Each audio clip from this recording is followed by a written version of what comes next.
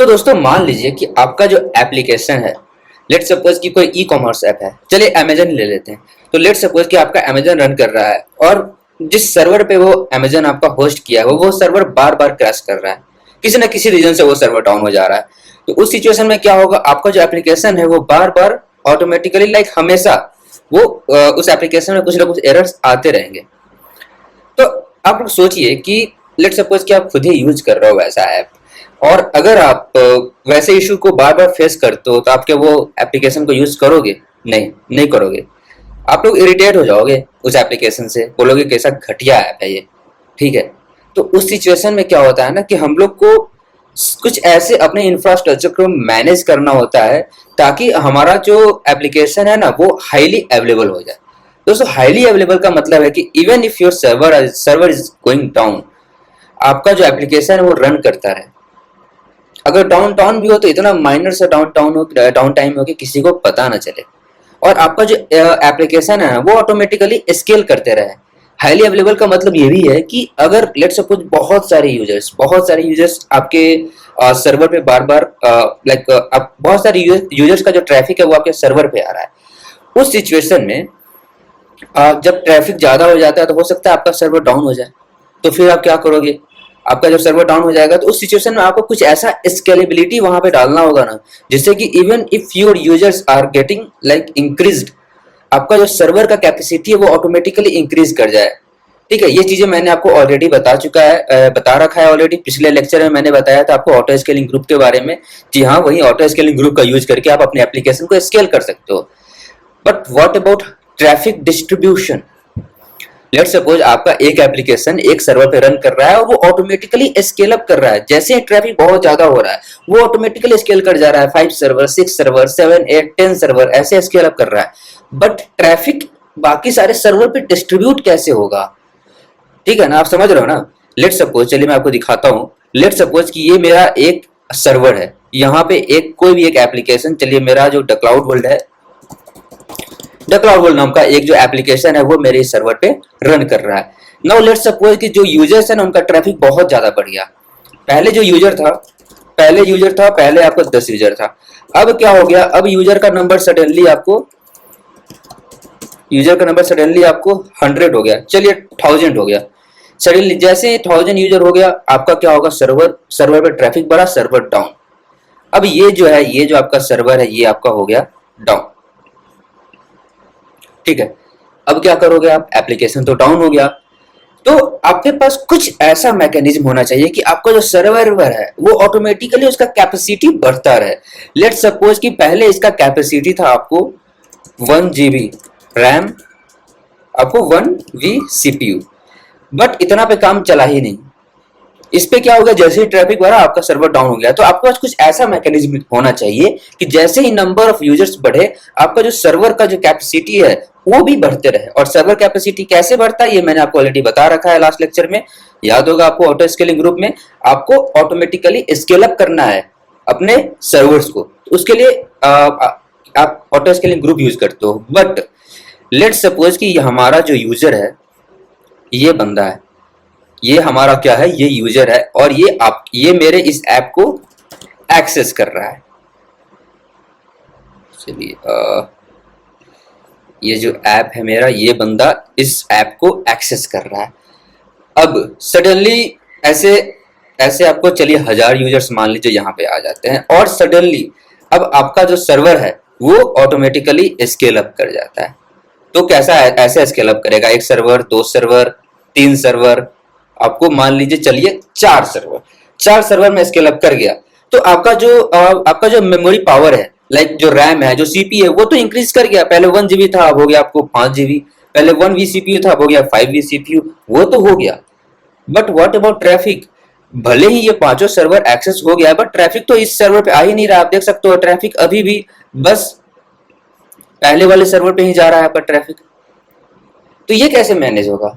दोस्तों इसके लिए यूज होता है लोड बैलेंसर्स। इसके लिए हम लोग एक लेयर यूज करते हैं। लेयर क्या, एक तरह से एक सर्वर ही हो गया, बट एक लोड बैलेंसर आपस में। तो इसके लिए हम लोग एक नॉर्मल सा लोड बैलेंसर यूज करते हैं। अब क्या होता है, यूजर क्या करेगा, अब उसका जो ट्रैफिक है वो पहले लोड बैलेंसर पे आएगा, और जो लोड बैलेंसर है वो सारे के सारे सर्वर्स पे आपके जो ट्रैफिक है उसको इक्वली डिस्ट्रीब्यूट कर देता है। तो ये दोस्तों हो गया हमारा लाइक नॉर्मल लोड बैलेंसर का कंसेप्ट ऐसा हो गया। अब आप सोच रहे होंगे कि मैं ये सब क्यों बता रहा हूँ, मैं आपको हाईली अवेलेबल आर्किटेक्चर क्रिएट करना मैं बता रहा था। ठीक है, तो चलिए मैं आपको पहले थोड़ा सा बताता हूँ कि हाईली अवेलेबल आर्किटेक्चर होता क्या है। इससे पहले कि मैं आगे बढ़ूं, अगर आपने मेरे चैनल को सब्सक्राइब नहीं किया है तो उसे सब्सक्राइब कर ले, अगर वीडियो अच्छी लग रही है तो उसे लाइक कर ले। हाईली अवेलेबल कैसे बनाते हैं मैंने अभी आपको समझाया है कि एक सर्वर, अगर जैसे ही आपका पहला सर्वर डाउन हुआ तो ऑटोमेटिकली एक सर्वर क्रिएट हो जाए, ये हो गया हाईली अवेलेबल। ठीक है, और और ये हो गया मतलब आप ये न्यू सर्वर जो क्रिएट होता है ये होता है एएसजी के कारण, और जो ट्रैफिक डिस्ट्रीब्यूट होता है वो होता है लोड बैलेंसर के कारण। अब हाईली अवेलेबल आर्किटेक्चर कैसे बनाते हैं दोस्तों, मैंने आप लोगों को ऑलरेडी बता रखा है कि जो आपका रीजन है, लेट सपोज ये मेरा रीजन है, ये रीजन का नाम क्या है, इस रीजन का नाम है US east one, US east one. ठीक है, अब जैसा कि हम लोग जानते हैं यूएस ईस्ट वन में टोटल कितने अवेलेबिलिटी जोन है, 6 अवेलेबिलिटी जोन है। चलिए मैं दो एज एन एग्जांपल दो एजेस को लेता हूं, ये मेरा पहला अवेलेबिलिटी जोन है, ये मेरा दूसरा अवेलेबिलिटी जोन है। और आप लोग अवेलेबिलिटी जोन का कंसेप्ट अच्छे से जानते हो, वो दोनों एक दूसरे से एक डिस्टेंस मेंटेन करके रखते हैं। मींस इतना डिस्टेंस दो अवेलेबिलिटी जोन के बीच में जरूर होता है कि अगर पहला अवेलेबिलिटी जोन किसी रीजन से डाउन हो जाए तो सेकंड अवेलेबिलिटी जोन चलता रहेगा दोस्तों। इसीलिए मल्टीपल अवेलेबिलिटी जोन का यूज किया जाता है to create a highly available architecture. अब हम लोग क्या कर सकते हैं, हम अपने हो सकता है अपने हमारा जो सर्वर है वो पहले वाले एजेस में रखें, जहां पे हमारा क्या हो रहा है, हमारा जो एप्लीकेशन है द क्लाउड वर्ल्ड का वो रन कर रहा है। और AWS ने हमें ये फंक्शनैलिटी दिया है कि हम लोग अपने कोई भी आर्किटेक्चर है ना उसे विद इन रीजन जितने भी अवेलेबिलिटी जोन है वो सारे अवेलेबिलिटी जोन पे डिस्ट्रीब्यूट कर सकते हैं। अक्रॉस रीजन नहीं कर सकते हो आप, but within a region multiple availability zone में अपने इंफ्रास्ट्रक्चर को आप लोग डिप्लॉय कर सकते हो। ठीक है, तो हम लोग एचए के लिए क्या करेंगे कि लेट सपोज हमारा जो सर्वर अगर ये डाउन हो जा रहा है किसी रीजन से, ये हमारा सर्वर है, ये अगर किसी रीजन से डाउन हो जाता है तो मैंने क्या बोला था आपको, हमारा एक एक्स्ट्रा सर्वर जो है, एक और सर्वर क्रिएट हो जाना चाहिए। तो ये तो एक बाय डिफॉल्ट हाईली अवेलेबल हो ही गया। मान लीजिए ये हमारा यूजर है, ये हमारा यूजर है, ये यूजर पहले आपको द क्लाउड वर्ल्ड का जो ऐप है इस ऐप को वो एक्सेस कर रहा था। सडनली क्या हो गया, ये जो हमारा द क्लाउड वर्ल्ड है पहला जो सर्वर है वो डाउन हो गया। तो उस सिचुएशन में उसके बाद क्या करेगा, ऑटोमेटिकली जो न्यू सर्वर क्रिएट हुआ है ना उस न्यू सर्वर पे आपका उसका जो ट्रैफिक है वो मूव कर जाएगा। बट ये भी कंप्लीट हाईली अवेलेबल सॉल्यूशन नहीं है। क्यों? बिकॉज व्हाट इफ आपका जो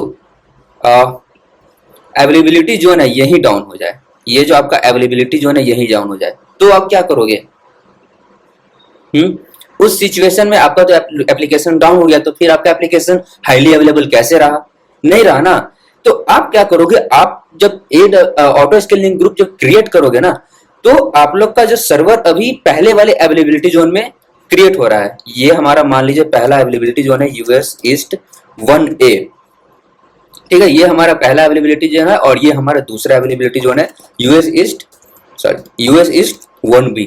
तो ये जो न्यू सर्वर है, ये new server US east 1A में ना क्रिएट हो करके, ये आपको मान लीजिए यहां क्रिएट ना हो करके, ये जो सर्वर है ये अगर दूसरे वाले अवेलेबिलिटी जोन में क्रिएट हो जाए फिर भी बात बराबर है। क्यों?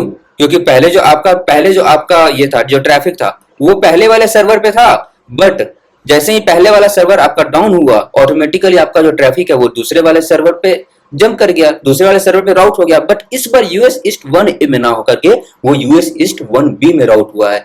मतलब इस बार आपका पॉसिबिलिटी क्या, अगर पहला सर्वर भी डाउन हो जाए या फिर आपका जो पहला अवेलेबिलिटी जोन है ये भी डाउन हो जाए, फिर भी आपका जो सर्वर है वो यूएस ईस्ट 1B में रन कर रहा है। तो इस तरीके से हम लोग हाईली अवेलेबल आर्किटेक्चर क्रिएट करते हैं। तो लेट्स सपोज ये हमारा क्या हो गया, रीजन हो गया। इस रीजन के अंदर 2 अवेलेबिलिटी जोन है। ठीक है, अब मैंने इसके अंदर एक ऑटो स्केलिंग ग्रुप क्रिएट करा। ये एक ऑटो स्केलिंग ग्रुप है। और दोस्तों इस पर मैं ऑटो स्केलिंग में मैंने आपको क्या बोला था, 2 अवेलेबिलिटी जोन आपको सेलेक्ट करना है, ना कि सिंगल अवेलेबिलिटी जोन। तो मैंने क्या किया, एक ऑटो स्केलिंग ग्रुप किया क्रिएट अक्रॉस 2 अवेलेबिलिटी जोन्स। तो चलिए मैं पहले सबका नेमिंग कन्वेंशन यहाँ डाल देता हूँ, आप लोग को आसानी होगा समझने में। ये हो गया आपका यूएस ईस्ट 1A, ये आपका सेकेंड अवेलेबिलिटी जोन है यूएस ईस्ट 1B, और ये आपका चलिए ये आपका क्या है, यहाँ पे आपका रीजन हो गया, ये हमारा रीजन है यूएस ईस्ट 1। ठीक है दोस्तों, अब चलिए मैंने सबनेट नहीं बनाया है तो मैं आप लोगों को सबनेट भी बना ही देता हूँ। लेट सपोज मेरा यूएस ईस्ट 1 में एक पब्लिक सबनेट है और यूएस ईस्ट 1B में भी मेरा एक पब्लिक सबनेट है। और हम लोग को क्या करना है, थ्रू ऑटो स्केलिंग ग्रुप हम लोग को सबसे पहले एक सर्वर जो है इस वाले पहले वाले अवेलेबिलिटी जोन में क्रिएट करना है। तो चलिए ये सर्वर हम लोग यहाँ पे क्रिएट करते हैं। चलिए इससे क्रिएट कर देते हैं। ये चलिए हमारा एक सर्वर क्रिएट हो गया। यहाँ पे जो है हमारा द क्लाउड वर्ल्ड का जो एप्लीकेशन है वो रन कर रहा है, हमारा जो है TCW का जो एप्लीकेशन है वो रन कर रहा है। और एक यूजर है, आपको चलिए मैं यूजर यहाँ बना देता हूँ ऊपर। ये हमारा एक यूजर है दोस्तों, चलिए मैं चलिए ये एक यूजर है। ये जो यूजर है ये क्या कर रहा है, हमारे TCW एप्लीकेशन को एक्सेस कर रहा है। तो चलिए ये जो हमारा यूजर है ये TCW एप्लीकेशन को एक्सेस कर रहा है। मैं क्या चाहता हूं कि जैसे ही हमारा ये सर्वर डाउन हो या फिर बहुत सारे यूजर्स बढ़ आ जाएं, जैसे ही ट्रैफिक इंक्रीज हो जाए तो एक न्यू सर्वर क्रिएट हो जाए, और वो यूएस ईस्ट 1 में ना क्रिएट होकर यूएस ईस्ट 1B में क्रिएट हो, because we are creating highly available, we are creating the solution for highly available application. This is highly available infrastructure. तो मैंने आपको ऑलरेडी बता रखा है, आपको न्यू सर्वर दूसरे अवेलेबिलिटी जोन में क्रिएट करना है। सबसे पहले हम लोग ऑटो स्केलिंग ग्रुप में ऐसा सेटिंग करेंगे कि जब भी जैसे ही आपका पहला वाला सर्वर डाउन होता है वो ऑटोमेटिकली न्यू जो आपका न्यू सर्वर है वो यूएस ईस्ट 1B में क्रिएट कर दे। ठीक है, अब एक और बात मैं आपको बता दूं कि आप खुद बताएं, आप खुद सोचिए, लेट सपोज आपका जो ये TCW जो सर्वर है, ये जो पहला सर्वर है ये अगर डाउन हो गया और फिर अब दूसरा सर्वर जो है वो यूएस ईस्ट 1B में वो लॉन्च हो रहा है। लेट सपोज कि आपने जब ऑटो स्केलिंग ग्रुप क्रिएट करा था तो जो हेल्थ चेक्स था, मैंने आपको बताया था जब ऑटो स्केलिंग ग्रुप जब क्रिएट होता है तो वो बार बार हेल्थ चेक करते रहता है, ऑलमोस्ट 5 मिनट्स या फिर जो भी टाइम आप सेट कर दो उतने देरी बाद वो आपका जो ऑटो स्केलिंग ग्रुप है उसका वो हेल्थ जो है वो चेक करते रहता है कि जो सर्वर रन कर रहा है वो सर्वर मीन्स लाइक वो सर्वर हेल्दी है या नहीं है। तो जैसे लेट सपोज आपका पहला सर्वर डाउन हुआ और उसके बाद हेल्थ चेक के लिए आपका जो ऑटो स्केलिंग है वो 5 मिनट या चलिए जो भी टाइम आपने सेट कर रहा है 2 मिनट 3 मिनट जो भी है, पहले तो उतना टाइम लेगा, वो उतने देर के बाद वो चेक करेगा आपके सर्वर का हेल्थ और फिर उसे मिलेगा कि वो सर्वर डाउन है। उसके बाद वो न्यू सर्वर क्रिएट करेगा और जब न्यू सर्वर क्रिएट हो जाएगा उसके बाद लाइक न्यू सर्वर क्रिएट होने में कितना टाइम लगता है, 3 to 4 मिनट। तो आपका टोटल डाउन टाइम फिलहाल क्या हो गया, ऑलमोस्ट 6 मिनट्स, 5 to 6 मिनट्स आपका डाउन टाइम हो गया। आपका सर्वर डाउन होने से लेकर के आपका जो एप्लीकेशन डाउन होने से आपका एप्लीकेशन अप होने में लगभग 5 मिनट लग गया। तो आपको 5 मिनट आपका एप्लीकेशन डाउन हुआ। दोस्तों बिजनेस में ये भी एक्सेप्टेबल नहीं है। तो हम लोग इनिशियली ही क्या करते हैं, इनिशियली ही हम लोग, आपको याद होगा जब हम लोग ऑटो स्केलिंग ग्रुप पढ़ रहे थे वहां पे आपको याद होगा ऑप्शंस होते हैं, मिनिमम वैल्यू, डिजायर्ड वैल्यू और मैक्स वैल्यू। डिजायर्ड वैल्यू आपका जो होता है उसके बराबर आपका जो सर्वर है वो प्रेजेंट होता है रनिंग एप्लीकेशन में नॉर्मली। तो वहां वो जो डिजायर्ड वैल्यू है ना, हमें क्या करना है, वो डिजायर्ड वैल्यू 2 करना है।